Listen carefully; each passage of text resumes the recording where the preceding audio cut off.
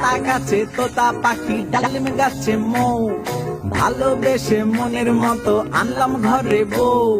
টমি নামে ডাকলে আমায় আমি ডাকি ভৌ ভৌ, কবিতা ছেড়ে ফর্দ লেখাও শেখালো সেই বউ। জামাই আমি সেই অভাগা জামাই বাবু, জামাই জামাই এক অভাগা জামাই বাবু।